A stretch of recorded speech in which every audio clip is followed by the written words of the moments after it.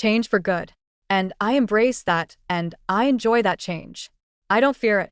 That's the bit that excites me, is the idea of being able to bring some change.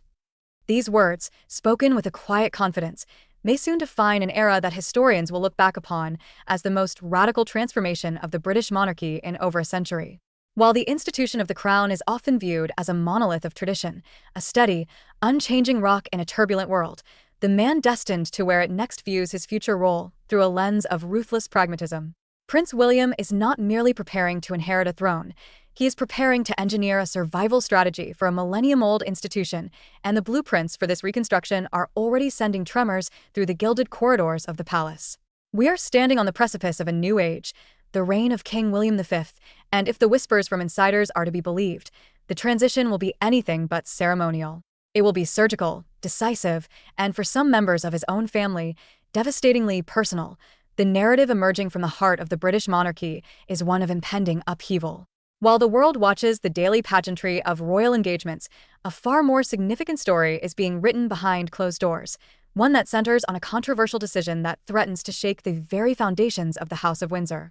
The Prince of Wales is reportedly preparing to implement a sweeping reform that could see 6 prominent members of the royal family stripped of their titles and their status as royal highnesses. This is not merely a rumor of family discord. It is a calculated constitutional maneuver designed to streamline the monarchy into a leaner, more cost-effective, and arguably more defensible operation. However, the human cost of this efficiency drive is steep. The list of those facing the loss of their royal status includes his estranged brother Prince Harry, his niece and nephew Archie and Lilibet, his cousins Princesses Beatrice and Eugenie, and, perhaps most notably, his disgraced uncle, Prince Andrew. To understand the magnitude of this decision, one must look beyond the tabloid headlines and understand the mechanism William intends to use. According to sources close to the heir, the plan involves the deployment of an executive royal order known as letters patent. This is a powerful legal instrument, a public written order issued by a monarch, which William plans to execute in the very early weeks of his reign. It is a move that signals intent. He does not plan to ease into the role of king, but rather to define it immediately. This legal maneuver, which would require parliamentary approval, serves as a clear declaration that the old ways of the firm are dissolving. The message emanating from William's camp is unmistakable and uncompromising. The era of the hanger-on royal is over. If you are not actively serving the crown, cutting ribbons, shaking hands, representing the nation, and dedicating your life to public service, you will no longer carry its most prestigious honors. The binary is being set. You are either a working royal or you are a private citizen. There is no longer a middle ground. The most immediate and perhaps least surprising target of this reform is Prince Andrew. The Duke of York's fall from grace has been a slow-motion car crash that the monarchy has been desperate to clean up. Andrew has been a source of scandal, embarrassment, and reputational rot for years. His association with controversy has not just damaged his own standing but has chipped away at the integrity of the institution itself. While he has already stepped back from public duties and was stripped of his military patronages, he remains, on paper, a royal highness and a duke. William's plan would formalize the reality that the public has already accepted. Under the proposed letters patent, Andrew would be stripped of the dukedom that once defined his status. He would simply become Prince Andrew, or perhaps even less, a stark symbol of how far one can fall when duty is forsaken. For William, removing Andrew's titles is likely seen as a necessary amputation to save the health of the body politic, a move to cauterize a wound that has been left open for too long. However, while the move against Andrew might find broad public support, the wider implications of William's plan venture into far more emotional and divisive territory. The inclusion of Prince Harry in this list of potential title strippings adds a layer of Shakespearean tragedy to the proceedings. Harry, who famously stepped back from royal duties in January 2020 to forge a new life in California with Meghan Markle, has already lost his Royal Highness styling in practice, if not in total legality. But William's proposed reforms would make this separation absolute. It raises the question of whether this is purely about the working royal model or if it is the final drawing of a line between two brothers whose paths have diverged so violently. For Harry to be stripped of his title would be the final severance of the cord that binds him to his birthright, a move that would undoubtedly be interpreted by the Sussexes not just as a policy change, but as a personal betrayal. The situation becomes even more poignant when one considers the next generation. At the center of this looming constitutional adjustment are Prince Harry's children, Prince Archie and Princess Lilibet. As grandchildren of the current monarch, King Charles III, they are currently entitled to their titles. They are the innocent parties in this generational struggle, growing up thousands of miles away from the palaces, protocols, and pressures of London. Yet, under William's proposed regime, their royal status could be extinguished before they are even old enough to understand what it means. These children may one day wake up to discover they are no longer a prince and princess, their heritage rewritten by an uncle's decree. It is a move that feels deeply personal, raising uncomfortable questions about the nature of family versus the nature of the institution. Is William protecting the crown by ensuring that only those raised within its walls carry its titles, or is he punishing his brother's children for the choices of their parents? The optics of stripping titles from a 6-year-old and a 4-year-old are fraught with risk, potentially painting the future king as cold and unyielding. Then there are the collateral casualties of this vision: Princesses Beatrice and Eugenie. The daughters of Prince Andrew occupy a unique space in the royal ecosystem. They are blood princesses, born to the title, yet they have never been working royals in the official sense. Beatrice works as a strategist at a technology firm. Eugenie is a director at an art gallery. They have carved out careers and lives outside the royal bubble, maintaining to the outside world. The grand facade of Buckingham Palace represents the pinnacle of British history, a symbol of continuity, elegance, and unwavering duty. It is a fortress of limestone and gold, guarded by men in bearskin caps and steeped in traditions that have survived centuries of war and political upheaval. But for a young woman named Charlotte Briggs, who stepped through those gilded gates in 1996, the reality behind the stone walls was not a fairy tale of royal service. It was a descent into a surreal and terrifying ordeal, a psychological landscape dominated by the erratic and often cruel whims of a man who demanded absolute subservience. Working for Prince Andrew was not merely a difficult job, it was an experience that one former maid could only describe as bordering on torture, a relentless exercise in humiliation that left permanent scars on her memories of what should have been the most exciting time of her life. Charlotte was only 21 years old when she arrived in London, fresh from Yorkshire and brimming with a kind of optimistic energy that defines youth. She had secured a position within the most famous household in the world, a seemingly golden opportunity that promised a front-row seat to history. For the first 6 months, the sheen of the palace held true. The corridors whispered with the footsteps of world leaders, and the sense of occasion was palpable. Her competence and dedication were quickly noticed, leading to a promotion that, on paper, looked like a significant step up the ladder of royal service. She was asked to become the personal maid to the Queen's second son, Prince Andrew. However, beneath the prestige of the title lay a dark truth that Charlotte was too new and too naive to understand immediately. There was a reason this coveted position was vacant. Within the insular, gossiping community of the palace staff, the role was viewed not as a promotion, but as a sentence. The Duke of York had already cultivated a notorious reputation among the household staff. While the public saw a war hero who had served in the Falklands, the domestic staff saw a man prone to explosive tantrums and what they politely termed sweary outbursts. The warning signs were there, whispered in the servants' quarters and exchanged in knowing glances, but Charlotte, eager to prove herself and possessing a sturdy Yorkshire resilience, believed she could handle the challenge. She uprooted her entire life, moving her belongings into the palace and committing herself to the role. It was a decision she would come to regret almost immediately, as the reality of her new master's temperament crashed down upon her. The environment Andrew cultivated was one of high-stakes anxiety, where the punishment for minor infractions was disproportionate and often deeply personal. One of the most degrading recurring nightmares for Charlotte involved a task so trivial it defied logic, yet it became a defining symbol of her mistreatment. It was a nightly ritual that underscored the vast chasm between the prince's entitlement and the dignity of his staff. Andrew would frequently be sitting in his office, settled in a chair right next to the towering floor-to-ceiling windows. Despite being within arm's reach of the heavy drapes, he would not close them himself. Instead, he would summon the command chain. He would call down from his office, his voice echoing through the intercom, demanding that a maid be sent up immediately to shut the curtains. For Charlotte, this meant abandoning whatever task she was currently handling and beginning the arduous trek up 4 steep flights of stairs. The sheer physical exertion required to sprint up the narrow servant staircases, breathless and anxious, was merely the prelude to the humiliation. Upon arriving in the office, panting and trying to maintain her composure, she would find him sitting exactly where he had been when he called, mere inches from the fabric he refused to touch. He would watch as she wrestled with the heavy drapes, towering as high as a house, ensuring the room was sealed from the night. On one particular evening, the absurdity of the task turned into abuse. In her haste, or perhaps due to the sheer weight of the material, Charlotte left a tiny, almost imperceptible gap between the curtains. It was a sliver of darkness, nothing more. But for Andrew, it was an unforgivable failure. He saw the gap and erupted. He didn't just correct her, he screamed at her in the corridor, his voice booming with a vitriol that shattered her composure.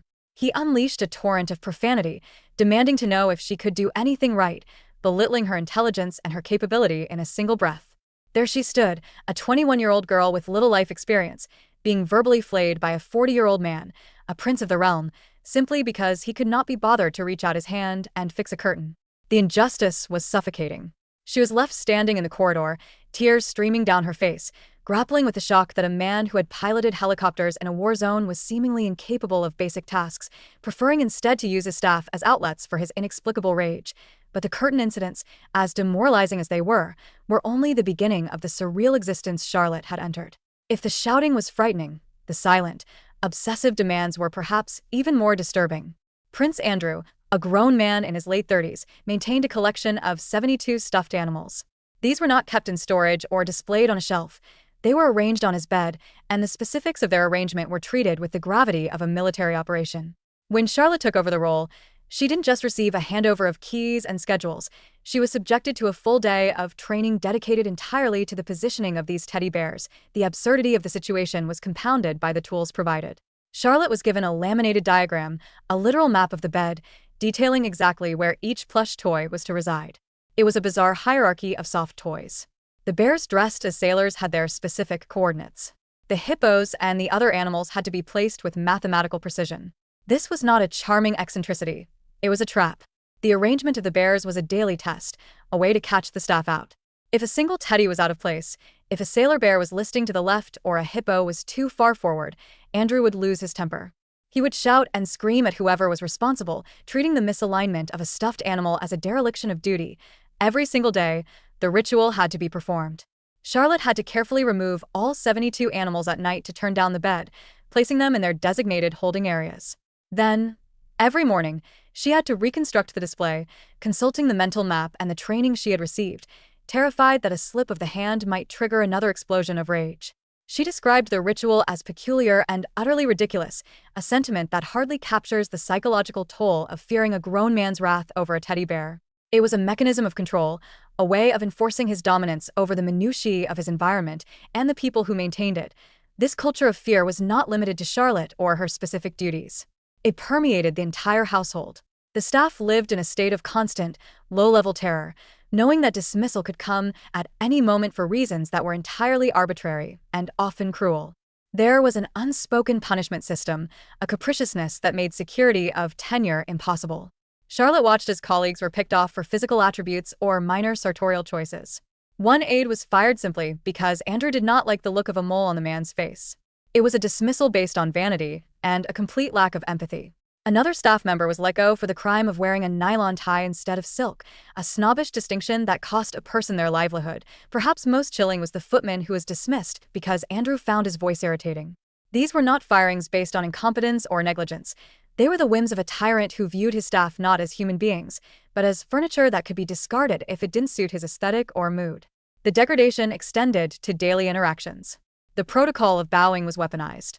If a staff member entered a room and forgot to bow, or perhaps didn't bow deeply enough, Andrew would not simply reprimand them. He would engage in a humiliating piece of theater.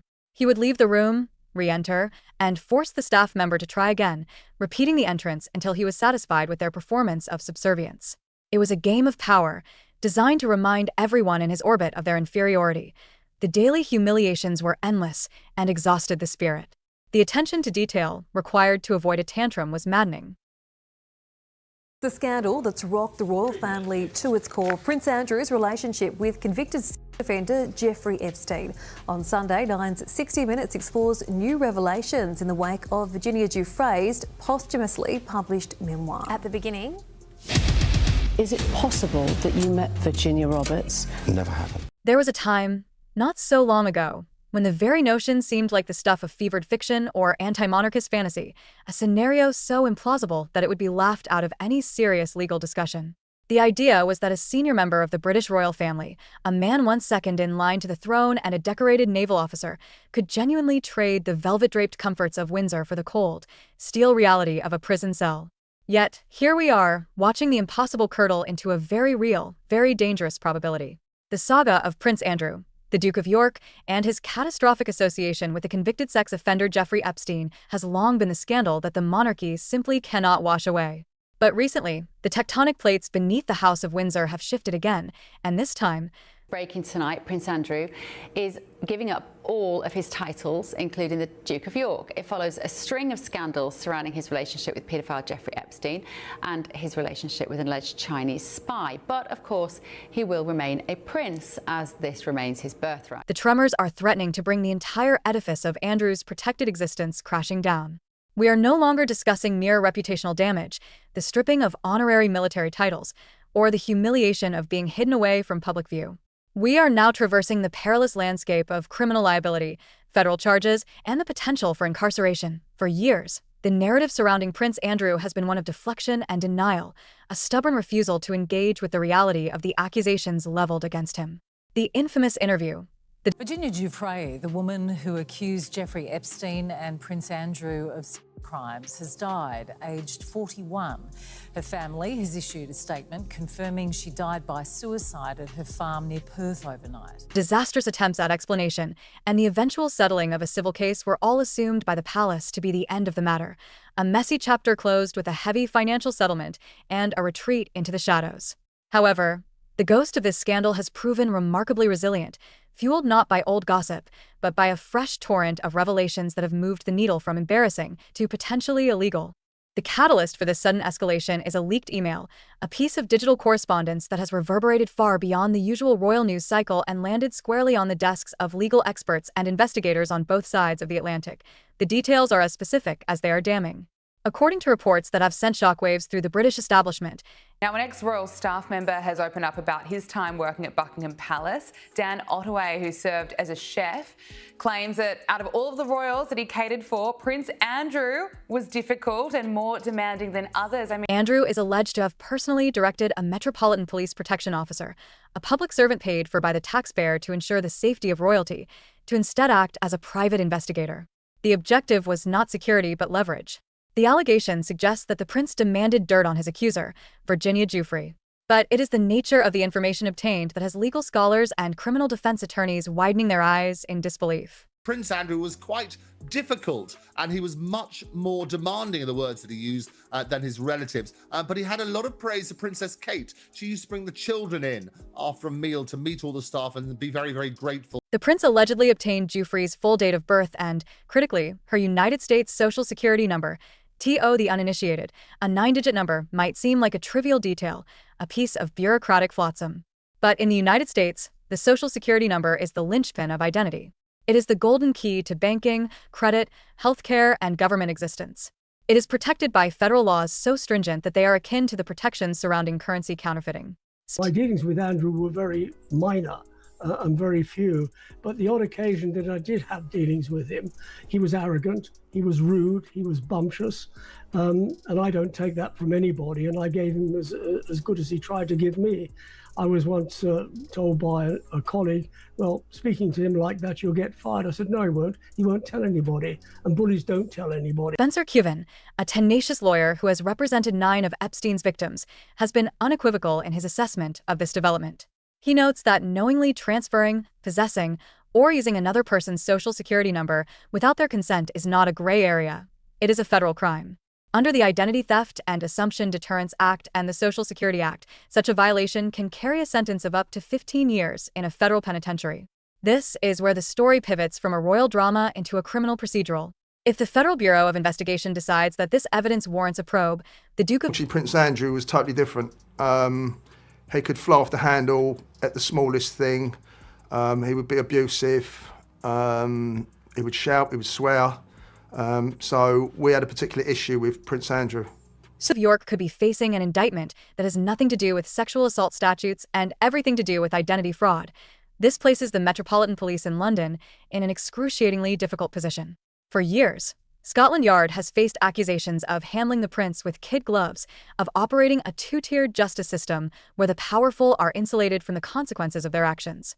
The force has previously reviewed allegations relating to Andrew on 3 separate occasions, including in 2021, and each time they concluded that no further action would be taken. But the landscape has changed. Former lawyers for the victims are arguing that this is no longer a he said, she said dispute about events in a townhouse 2 decades ago. This is about the misuse of official police powers in the present day. It is about a member of the royal family potentially weaponizing the state security apparatus to discredit and intimidate a survivor of sex trafficking. If a police officer used their badge and database access to harvest sensitive data for a prince's personal vendetta, that constitutes misconduct in public office, a serious offense in UK law that carries a maximum penalty of life imprisonment. The pressure is mounting, not just from the media, but from the legal community. Calls for a thorough, transparent investigation are growing louder, with campaigners emphasizing that the justice system cannot be seen as a pawn for the privileged. The argument is gaining traction that if the roles were reversed, if a private citizen had utilized a corrupt police officer to steal the identity data of a legal opponent, arrests would have already been made. This disparity is becoming impossible for the authorities to ignore without severely damaging public trust in the rule of law.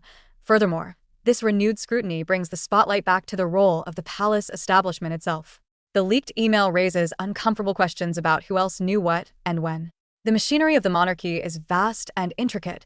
Did palace aides know that police officers were being tasked with digging up American Social Security numbers?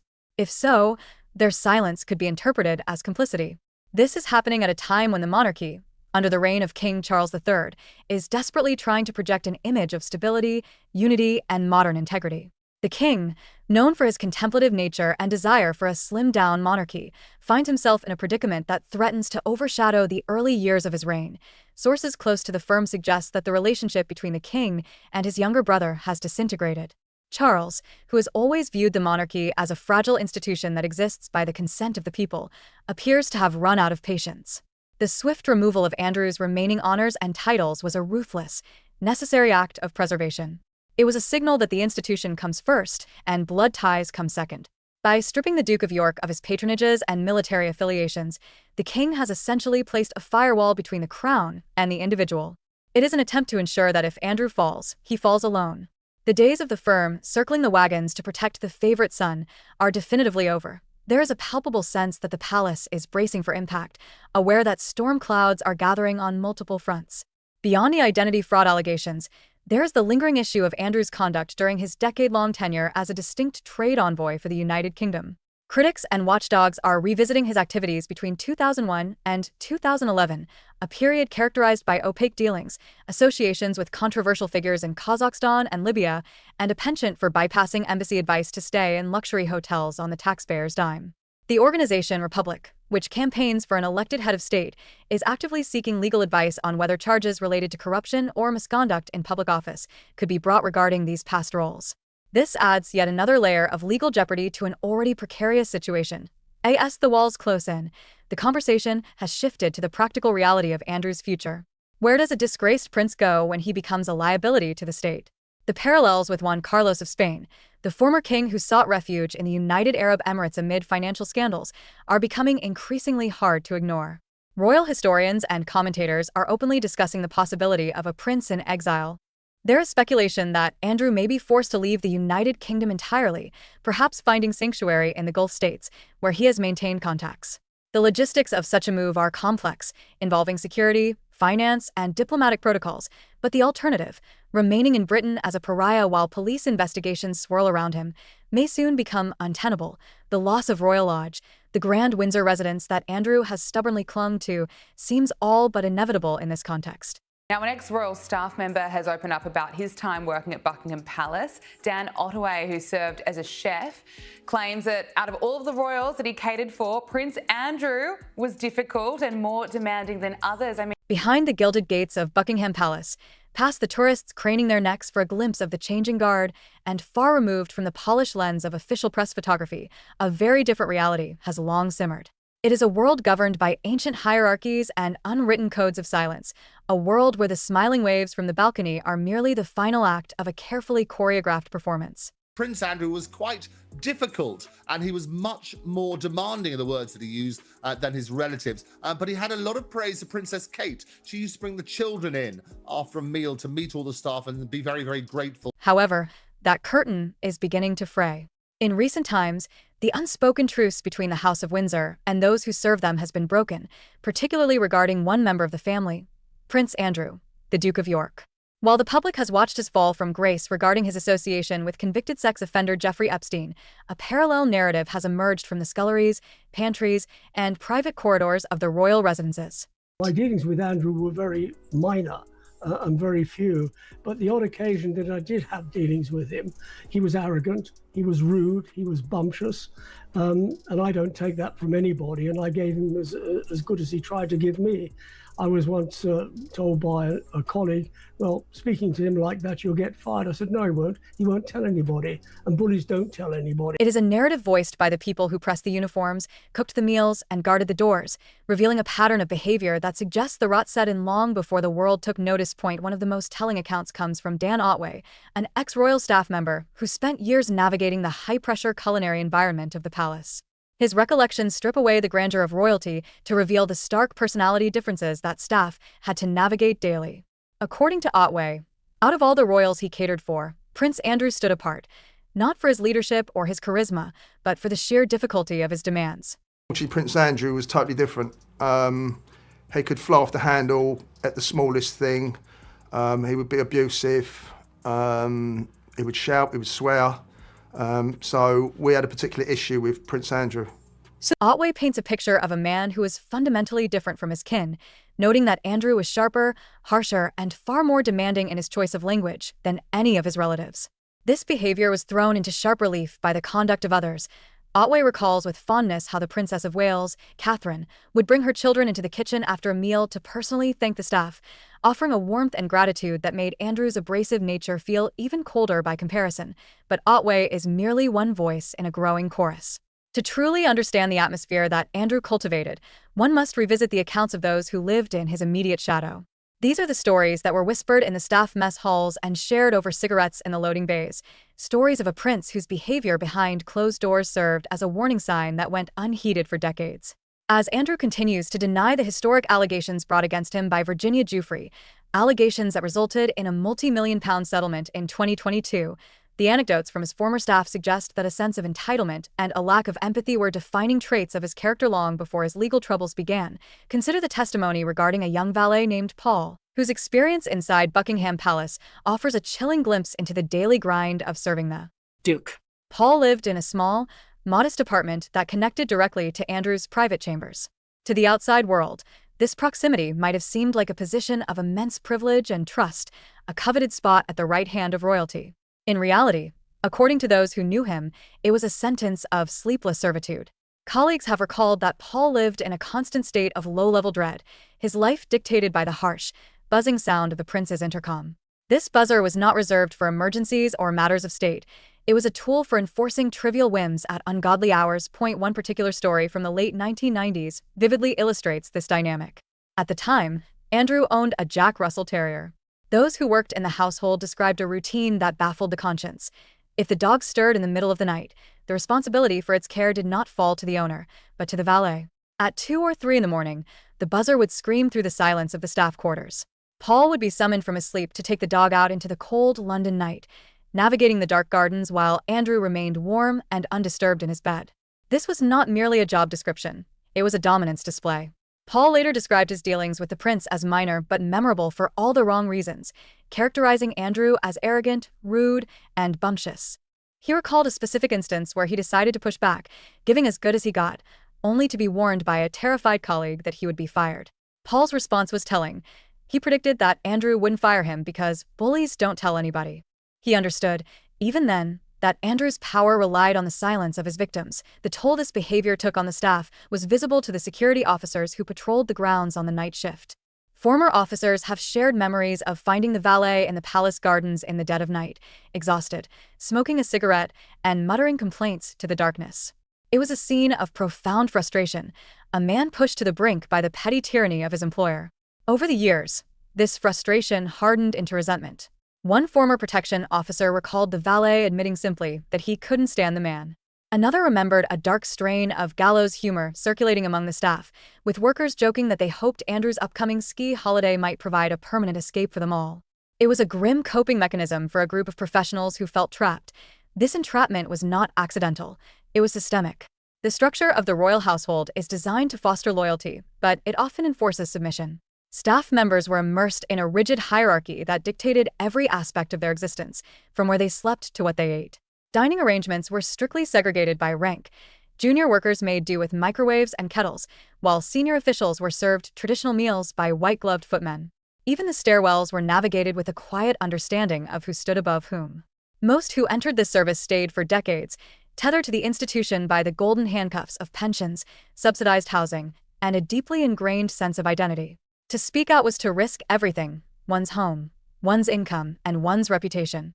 It was a culture where keeping the machine running smoothly was valued above all else, creating a vacuum where abusive behavior could flourish unchecked. In this environment, Prince Andrew was an anomaly. While the system demanded order, he brought chaos. Former staff describe him as having a hair-trigger temper, capable of flying off the handle at the smallest provocation. He was known to be abusive, shouting and swearing at men and women who were trained to remain stoic and invisible. This raises a disturbing question. If this was how he treated the people inside the palace, people whose sole purpose was to serve him, what happened when he stepped outside of that protected bubble? This is where the silence becomes even more deafening. Protection officers, the men charged with his physical safety, operated under a strict mandate. They were bodyguards, not moral arbiters. They did not follow him into private rooms, they did not sit in on meetings, and they did not vet his company. They stood outside the door, metaphorically and literally. Looking back, many admit to noticing irregularities, last-minute trips, strange itineraries, guests who arrived and vanished with haste. But the culture of the palace reinforced the idea that loyalty flowed upward and accountability rarely flowed downward. Into this rigid, high-stakes world walked a young housemaid named Charlotte, whose later accounts would become some of the most damaging to Andrew's reputation. Her interviews paint a vivid and distressing picture of a man who was impossible to please. She described a working environment where the prince's temper was a constant, unpredictable threat. In one incident that she recounted to the press, she described Andrew shouting at her over a gap in the bedroom curtains, a gap so minuscule she claimed she could barely see it. The triviality of the offense made the severity of the reaction all the more terrifying. She recalled him storming down the hallway, his voice raised in anger, leaving her in tears. This was not the behavior of a demanding perfectionist.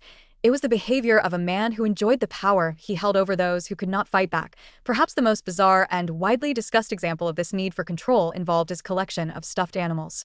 It sounds almost comical, a grown man and his teddy bears, but the reality described by staff strips away the humor. Former Royal Protection Officer Paul Page famously testified in court about the specific, rigid instructions regarding these toys. According to Page, there was a laminated diagram kept in the room that showed exactly where each bear and stuffed toy had to be placed on the bed. If the arrangement deviated even slightly from the diagram, Andrew would reportedly become agitated and abusive. Well, I do think the Sussex Overdrive is unbelievable, but I mean, I don't think that he is going to get back in. It is interesting how she's exposing her as a yacht girl, someone who was paid off by rich men to go and hang out. Which showed that he is very commercially minded, which we'll get into later on, which makes it impossible for him. And of course, Meghan wouldn't come back to Britain. I choose people whose lives are shrouded in mystery and they've climbed the greasy pole. They want to be famous, they want to be influential, they want to be powerful. Is that Meghan has got no real income anymore. She's finished. Right. The Netflix series is over. There's no great podcast. They don't generate any money. And I don't see where she is going from here. I think she has a major problem. Meghan Markle likely spent time with Prince Andrew and Jeffrey Epstein before she even met Prince Harry. They want to hide this. The modern fairy tale of Prince Harry and Meghan Markle, once gilded with the promise of a modernized monarchy and global humanitarianism, has seemingly dissolved into a murky saga of calculation, contradiction, and a relentless thirst for relevance that has left the world weary. What was sold to the public as a romance for the ages is now being dissected as a masterclass in strategic maneuvering, with the latest revelations tearing down the velvet curtain to reveal a machinery of ambition that is as fascinating as it is unsettling. The narrative that is currently unfolding, particularly through the lens of investigative scrutiny, suggests that the Sussex Overdrive is not merely a case of a couple seeking freedom, but rather a desperate scramble to maintain a foothold on a ladder that is rapidly crumbling beneath them. The belief that Prince Harry could ever truly return to the fold of the British establishment seems to be evaporating. Secrets, and I just love digging away to find out what they don't want us to know. It was Meghan speaking, and now we know it's Meghan speaking again. And so this isn't because the book contains... She flirts openly with other men. That her brand was in great trouble. American Riviera Orchard, that she had allegedly nicked the idea. She wanted wealth and she wanted fame. And she targeted, there's no doubt she targeted Harry. And that was very critical because at that moment last year, she was about to promote her Netflix series and didn't want to firstly be seen with Harry, and secondly didn't want... Not just because of the burned bridges, but because of the sheer transparency of the commercial motivations that have defined their exit. Central to this unraveling reputation is the intense scrutiny of Meghan Markle's past and the trajectory that led her to the steps of St. George's Chapel. The picture being painted is not one of a starry-eyed actress swept off her feet, but of a commercially minded operator who viewed the royal family not as a service, but as the ultimate career pivot. The allegations surfacing are brutal, stripping away the gloss of this self-made woman to reveal whispers of a yacht girl past, a term loaded with implications of paid companionship and transactional relationships with wealthy men long before a prince was ever in the picture. These are the shadows that the Sussexes have desperately tried to outrun, yet they persist, suggesting that Meghan's climb up the greasy pole of influence was paved with ruthless ambition rather than genuine merit. The suggestion is that she was a woman who targeted high-status individuals. To go somewhere where she'd appear cheap. Well, and also saying all that work to do in Africa, which he dedicated his life to, but prefers now to paddle in the Pacific in Santa Monica. Right. Or Monsignor. Well, he does it because he needs a profile. That's the only way they can get money, by showing the profile. And for Netflix, everything is built around the future documentary series to promote the Sussexes. Declining. I think that his reputation is somewhat toxic, and I think Invictus is his only lifeline, and that's what she used as a weapon at the time. So there were quite a few things about her personal life. I'll work them into another book, I think. Meghan didn't like the surname Mountbatten Windsor. If you remember, in her first lifestyle series with Meghan with Them Forever, she says to Carling that her surname isn't Markle but Sussex. And she was desperate to get it. She said we'd never had a proper... Shrouded her life in mystery and sought fame and influence with a singular focus that left little room for authenticity. The collapse of their current standing is inextricably linked to the realization that without the royal infrastructure, the talent required to sustain a global empire simply isn't there. The stark reality facing Meghan and Montecito is one of diminishing returns. The Spotify deals have crumbled, the podcast ambitions have fizzled, and the American Riviera Orchard launch feels less like a lifestyle revolution and more like a chaotic attempt to monetize a title that carries less weight by the day. There is a sense of finality in the air, a feeling that she is finished in the high-stakes game of Hollywood power players. The industry, known for its transactional nature, has seemingly recoiled from them. Where there was once curiosity, there is now avoidance. The major problem facing the Duchess is that the income streams are drying up because the product, complaint and victimhood. And of course they did, telling the palace what she's going to do. And I think the most interesting story is the Reitman story. Reitman's is like a Marks and Spencer's in Canada. She was warned before she married what the nature of being Harry's wife and part of the royal family would be, and the nature of how she ignored all that advice. For two reasons. One is she really did believe she could do what she wanted. And secondly, I don't believe she ever intended to stay. She always intended to take the title, take the connection. Has a shelf life that has long since expired. They don't generate money because they don't generate value. They merely generate noise. This perception of calculation is reinforced by the disturbing details regarding Meghan's alleged preparation for her role as Harry's wife. The narrative that she entered the relationship naively, unaware of the gravity of royal life, is being systematically dismantled. Instead, we are presented with the image of a woman who likely spent time in the same orbits as Prince Andrew and Jeffrey Epstein, engaging in the dark underbelly of high society social climbing before locking her sights on Harry.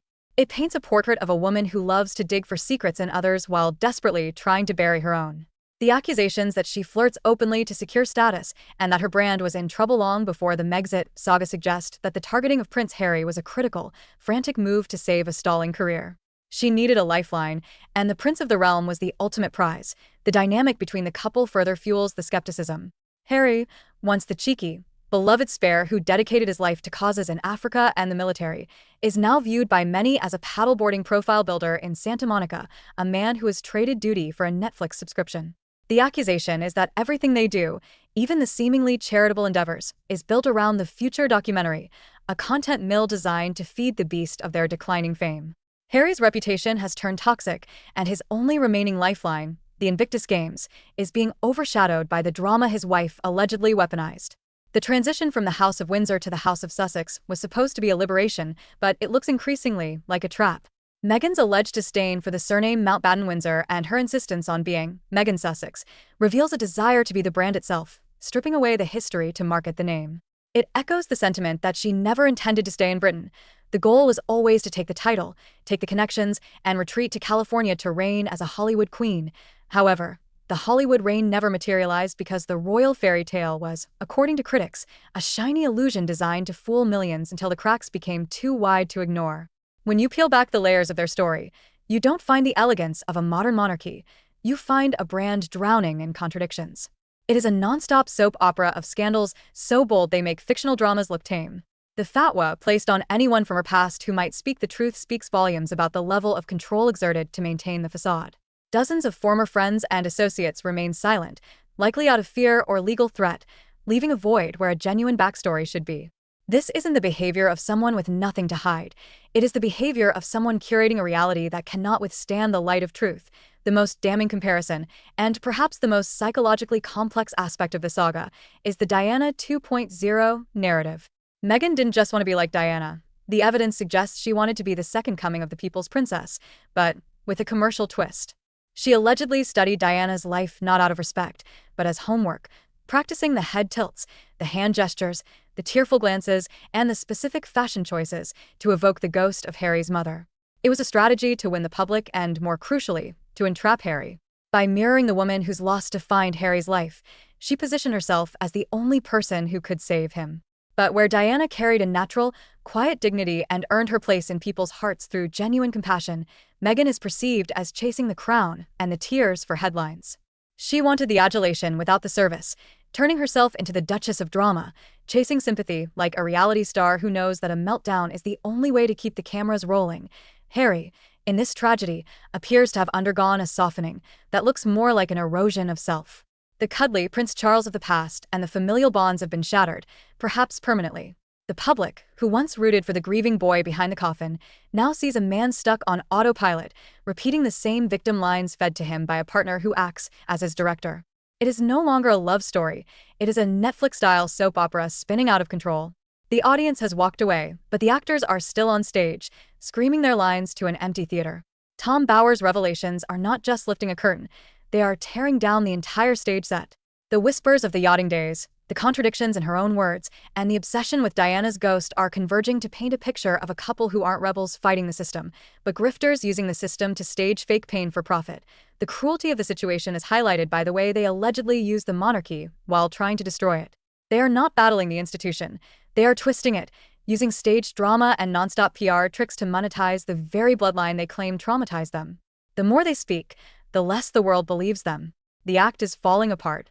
The revelation that Meghan likely treated Diana's legacy as a script rather than a sacred memory is a profound insult to Harry's history, yet Harry seems too blinded by the love bomb to see it. He has handed over his mother's legacy to be used as a brand asset. The public reaction has shifted from sympathy to adverse recoil, creating a toxic feedback loop where the Sussexes act out, get criticized, and then play the victim of the criticism they solicited. The yacht girl rumors, which Meghan has tried to bury deep beneath the internet surface, remain the most volcanic threat to her curated image. These aren't just idle gossip. They are persistent stories about a time when she was allegedly hunting for a man in England, specifically targeting wealth and fame. Here we have Andrew, with whom looks like Marcus Anderson. This is in 2001 when Meghan Markle would have allegedly been on third year. Meghan Markle hardly spent any time at Northwestern University. According to people, she got started her yachting days and she never stopped really. I don't think any of her boyfriends knew about it, but Meghan Markle was known as a hardcore yacht partying person, ready for anything. It was when all the racism claims turned out to be bull. The mental health claims were all of it was bullshit, designed to damage and attack the royal family, the monarchy, and all of it. And it made me cute. So Jessica Mulroon introduced her to Marcus Anderson in Toronto. It makes them newsworthy. So you either then ignore what people are talking about, are debating and having all the silly stuff about the fake pub. Back in her early days, she was totally reliant on Soho House to pay for her travel, to pay for her accommodation. Meghan Markle has gone back to live in California. And she's living the life she probably wanted all along. Yes. A life of unparalleled luxury and riches. The critical that she got by consensus marrying regarding the a recent handsome media British- output from Montecito has been, to put it mildly, savage. Variety magazine, the veritable Bible of Hollywood, dismissed the offerings as less than kind, unimaginative, and frustrating. The Guardian, often seen as the woke scripture, went further, with a reviewer claiming the spectacle was so sickening they almost brought up my breakfast. Even the normally reticent New York Times sneered at the performative intimacy of Instagram. Other pundits labeled it a nauseating self-serving snooze fest. This been less than kind, unimaginative and frustrating, said Hollywood's Bible, Variety magazine. So sickening, I almost brought up my breakfast, said the woke Bible, The Guardian. Or the intimacy of Instagram, sneered the normally timid New York Times. A nauseating self-serving snooze fest, said another pundit. Well, that was me, actually. Once a Soho House basic, always a Soho House basic bitch. Meghan has always had this very, very strange fascination with Soho House, very much this weird obsession with it. Do you see any of the real Diana in Meghan? Did God, you? no. Really? No. Sorry. We are uncensored, but oh my God, the idea there's any comparison between Diana, who was the biggest star in the world. A torrent of negativity suggests that the carefully curated narrative is beginning to fray at the seams, revealing a backstory that bears little resemblance to the modern fairy tale sold to the global public. The central figure in this unfolding drama, Meghan Markle, is increasingly scrutinized not just for her present actions, but for a past that she has seemingly worked tirelessly to obfuscate. A focal point of this scrutiny is her deep, long-standing entanglement with Soho House. The allegation is that once a Soho House basic, always a Soho House basic. I'm Marcus Anderson. I hope to prove to you in this video that Meghan Markle wouldn't have the level of global fame that she enjoys now. Never complain and never explain was the late Queen's motto for royal PR. For Harry and Meghan, it's more a case of never reign and never abstain, especially when it comes to nauseating self-publicity, which invariably backfires. Observers have noted a very strange fascination, bordering on a weird obsession, with the private members club that predates her royal life by years. This connection raises uncomfortable comparisons. While Meghan often invites comparisons to Princess Diana, some critics find the reality closer to Prince Andrew, particularly regarding the company she kept. Back in 2001, while allegedly in her third year at Northwestern, a university where sources claim she hardly spent any time, the narrative suggests her focus was already elsewhere. The counter-narrative that is emerging paints a picture of Meghan not as a naive actress swept off her feet, but as a hardcore yacht-partying person ready for anything. He is like a parasite, always lurking in their shadow. No normal family has a constant third wheel, male or female, leeching onto their every move. Marcus is practically glued to them. Are there any fans of Meghan Markle in tonight?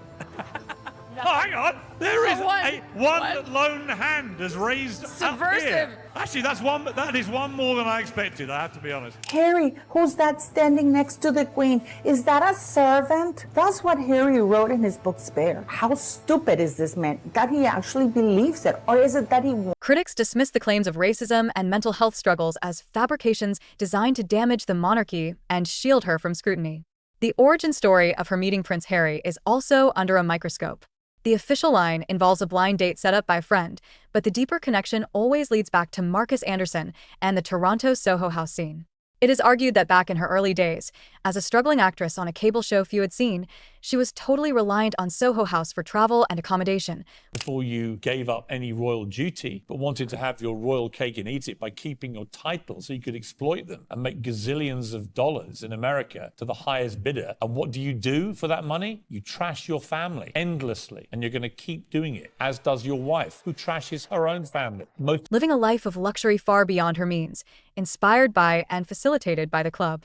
Even when rumors circulated that Soho House was struggling financially, Meghan's lifestyle within its ecosystem never wavered. The theory posited by many skeptics is that without Marcus Anderson, Meghan Markle would not possess the level of global fame she enjoys today.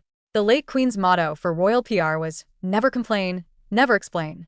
For Harry and Meghan, critics suggest the motto is, never reign and never abstain, particularly when it comes to self-pity that invariably backfires. Through it all, Marcus Anderson has been a constant, almost ghostly presence. He is described by some as a parasite, always lurking in their shadow, a perpetual third wheel glued to their every move in a way no normal friendship justifies. the tension between the curated image and reality came to a head in a way few expected, allegedly orchestrated by Piers Morgan. Morgan, who has nursed a public grudge since being ghosted by Meghan after they shared drinks in 2016, reportedly unleashed what commentators are calling receipts. This wasn't just another rant. It was a strategic strike involving photos allegedly showing Meghan at exclusive Soho House events long before her royal days, surrounded by powerful men, ensconced in elite circles she later claimed she never chased. These were images sources claim were meant to remain buried, wiped from the internet through legal pressure and PR spin. The timeline of Meghan's rise is inextricably linked to this network. She only became prominent within the Soho House scene after landing her role on Suits, which allowed her to be introduced to and subsequently remain in the presence of Marcus Anderson. The question screaming louder than any other is what Meghan was really doing at those parties and why the effort to erase them has been so ferocious. The saga involves a complex web of interactions. It requires rewinding to 2015, to a fateful weekend when Prince Charles and Harry attended a grand opening of Soho House. It involves understanding the depth of Piers Morgan's perceived betrayal.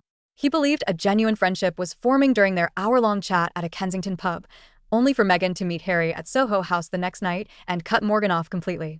To most, that's just moving on. To social observers, it smacks of calculated climbing. Morgan took it personally, and his subsequent attacks on her veracity, which cost him his job at Good Morning Britain after a record 58,000 complaints, were fueled by this personal animus. He refused to apologize for not believing Princess Pinocchio and walked away, only to allegedly bide his time until he could present visual evidence. The man standing beside Morgan in this campaign against the Sussex narrative is, unwittingly, Prince Harry himself. Critics view Harry as completely manipulated, a man who has been isolated from his entire family, barring Meghan's mother, and brainwashed into believing he is protecting a reincarnation of his mother, Princess Diana. Observers note the psychodynamic elements at play, suggesting Meghan has studied Diana's mannerisms to convince Harry of this parallel. Yet, the reality shows Harry looking increasingly bewildered and diminished, lamely holding hands at insignificant events, a shadow of the popular prince he once was. The allegations surrounding the photos are damaging because they contradict the clean and simple pre-Harry story of a working actress focused on charity and her blog, The Tig. Critics argue she didn't have the talent to become an A-lister through acting, so she orchestrated a different path to global fame, viewing Canada as merely a pit stop on her return to Hollywood triumph.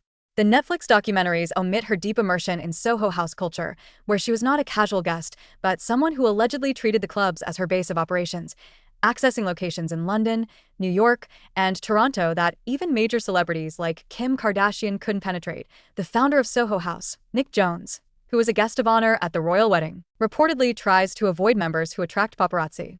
Yet photos allegedly show Meghan repeatedly at these events, positioned exactly where billionaires and power players gather. This lifestyle does not match that of a deal or no deal girl or a supporting actress on a basic cable show. The accusation is that she was making her real money not on Suits, but through other means facilitated by this network. This reality is a stark contrast to the humble humanitarian brand she has built. Critics argue she hasn't just degraded Harry, but mocked his entire heritage and family traditions with apparent glee.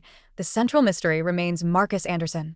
Comparisons of his jawline in older photos to current ones suggest he has been in the frame for decades. He is described as indispensable to Meghan, holding the little black book of the very rich and connected globally.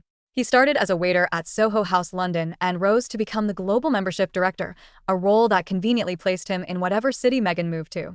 This shadowing is deeply suspicious to critics, who allege his role was less friend and more handler, controlling her access to the network that eventually delivered Prince Harry. His job was to find the best and the brightest for new Soho House openings, and somehow, Meghan was always in the mix. The darkest whispers involve the yacht connection. For years, rumors and alleged photos have circulated linking Meghan to luxury yachts and wealthy men. The implication is that she was part of a system, facilitated by figures like Anderson and Soho House board member Ron Burkle, where attractive women were placed in elite environments for the amusement of powerful older men. These allegations suggest her access to private jets, luxury trips, and designer clothes was never free. It came with strings attached that are never admitted to in polite society. While some photos circulating online have been debunked as misidentifications of other models, the sheer volume of smoke suggests a fire somewhere. The pattern of her presence at elite events, her unexplained access to ultra-exclusive property, and her tight bonds with men tied to billionaire circles creates an uneasiness that won't dissipate. Perhaps the most damning piece of evidence is the silence.